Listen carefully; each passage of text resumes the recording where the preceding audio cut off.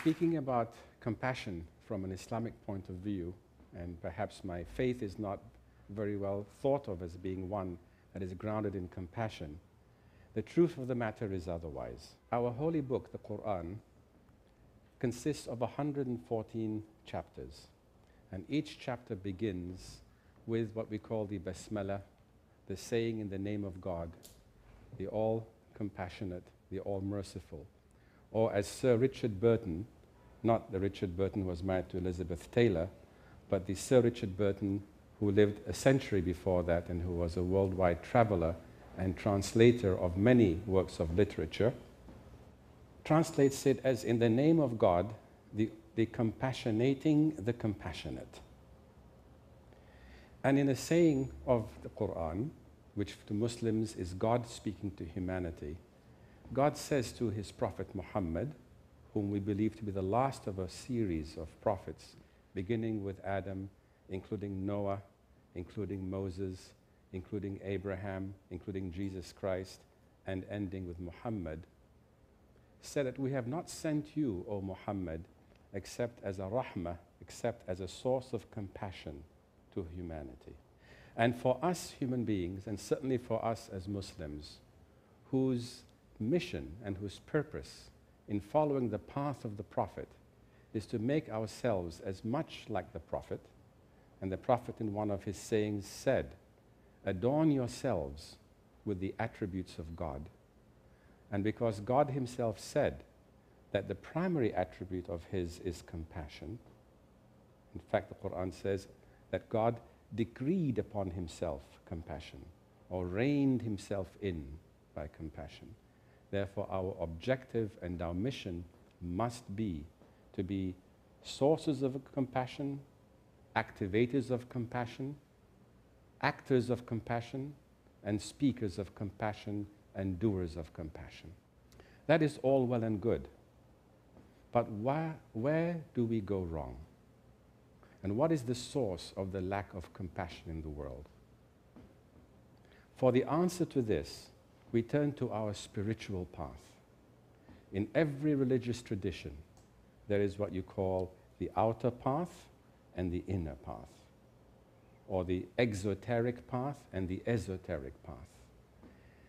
The esoteric path of Islam is more popularly known as Sufism or Tasawwuf in Arabic. And these doctors, or these masters, these spiritual masters of the Sufi tradition, refer to teachings and examples of our Prophet that teach us where the source of our problems lie. In one of the battles that the Prophet waged, he told his followers, we are returning from the lesser war to the greater war, to the greater battle. And they said, Messenger of God, we are battle weary. How can we go to a greater battle? He says, that is the battle of the self, the battle of the ego. The sources of human problems have to do with egotism. I. The famous Sufi master Rumi, who is very well known to most of you, has a story in which he talks of a man who goes to the house of a friend and knocks on the door, and a voice answers, who's there? It's me. Or more grammatically correctly, it is I, as we might say in English. The voice says, go away. After many years of training, of disciplining, of search and struggle, he comes back, and with much greater humility, he knocks again on the door. The voice asks, who's there? It is you, O heartbreaker. The door swings open, and the voice says, come in, for there is no room in this house for two eyes. Two capital I, not these eyes, for two egos. And Rumi's stories are metaphors for the spiritual path. In the presence of God, there is no room for more than one I. and that is the eye of divinity. In a teaching, what we call a hadith Qudsi in our tradition, God says that my servant, or my creature, my human creature, does not approach me by anything that is dearer to me than what I have asked them to do. And those of you who are employers know exactly what I mean. You want your employees to do what you ask them to do. And if they've done that, then they can do extra. But don't ignore what you've asked them to do. And God says, my servant continues to get nearer to me by doing more of what I've asked them to do. Extra credit, we might call it. Until I love him or love her. And when I love my servant, God says, I become the eyes by which he or she sees, the ears by which he or she listens, the hand by which he or she grasps, and the foot by which he or she walks, and the heart by which he or she understands. It is this merging of our self with divinity that is the lesson and purpose of our spiritual path and all of our faith traditions. Muslims regard Jesus as the master of Sufism, the greatest prophet and messenger who came to emphasize the spiritual path. When he says, I am the Spirit and I am the way. When the Prophet Muhammad said, whoever has seen me has seen God, it is because they became so much an instrument of God. They became part of God's team so that God's will was manifest through them and not acting from their own self, from their own ego. Compassion on earth is given. It is in us. All we have to do is to get our egos out of the way. Get our egotism out of the way. I'm sure, probably all of you here, or certainly the very vast majority of you, have had what you might call a spiritual experience. A moment in your lives when for a few seconds, a minute perhaps, the boundaries of your ego dissolved. And at that minute, you felt at one with the universe, one with that jug of water, one with every human being, one with the Creator.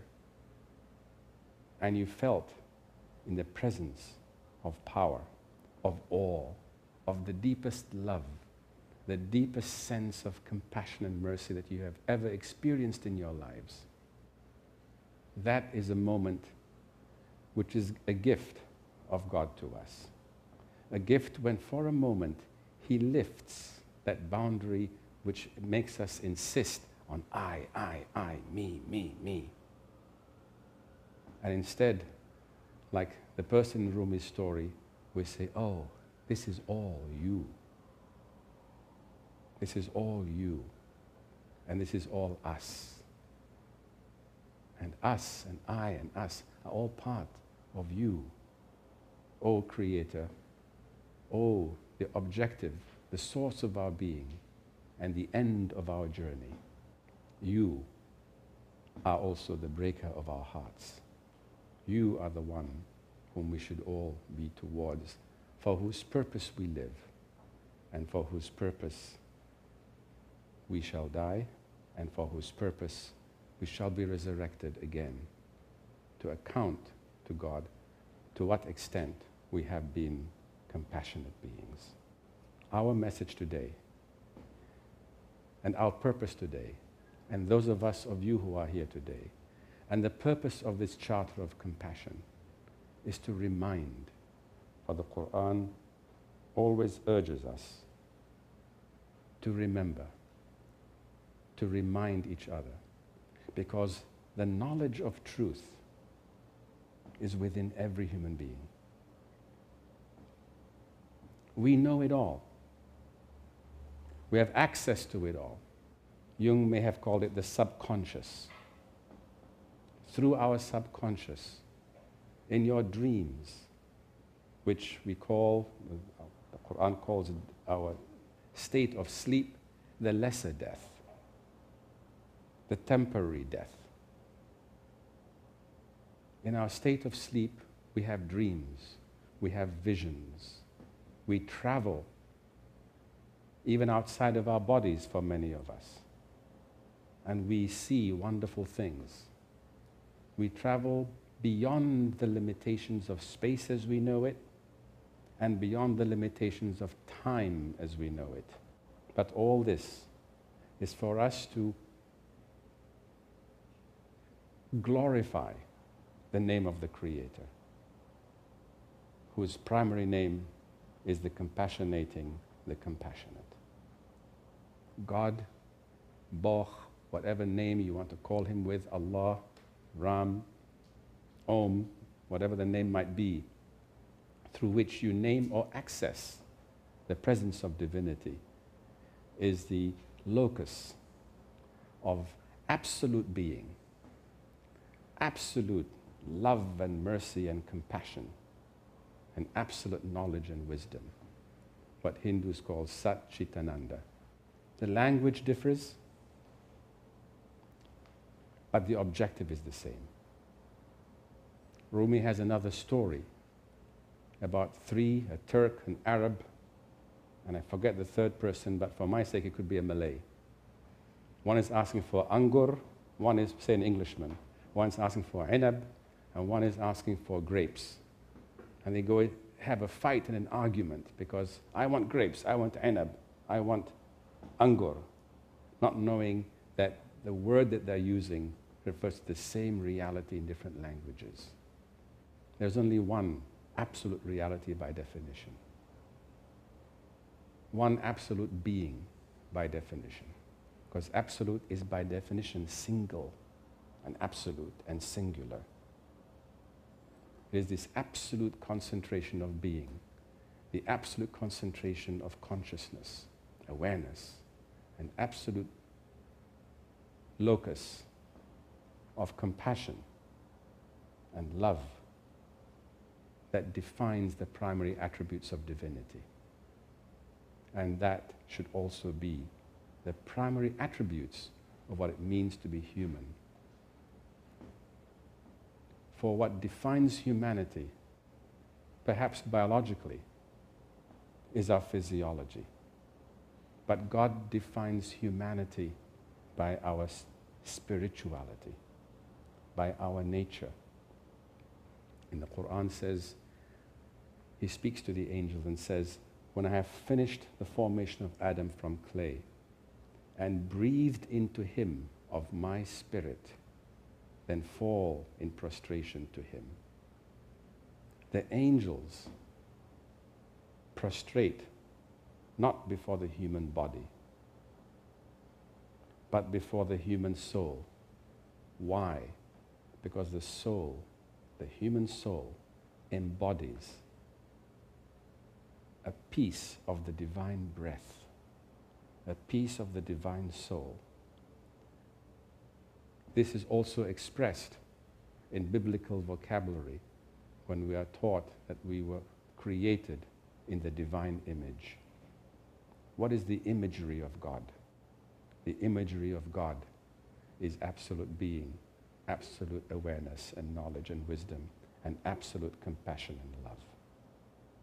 And therefore, for us to be human, in the greatest sense of what it means to be human, in the most joyful sense of what it means to be human, means that we too have to be proper stewards of the breath of divinity within us, and to seek to perfect within ourselves the attribute of being alive, of beingness, the attribute of wisdom, of consciousness, of awareness, and the attribute of being compassionate and loving beings.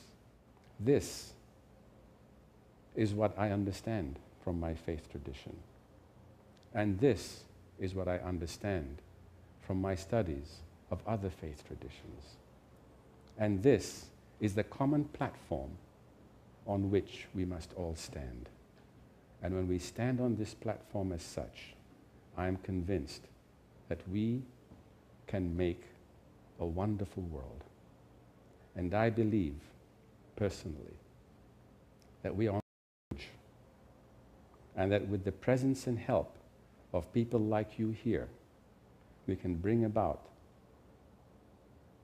the prophecy of Isaiah, where he foretold of a period when people shall transform their swords into plowshares and will not learn war and make war anymore.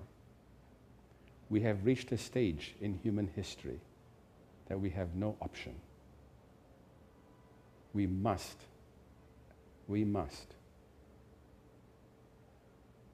lower our egos, control our egos, whether it is individual ego, personal ego, family ego, national ego,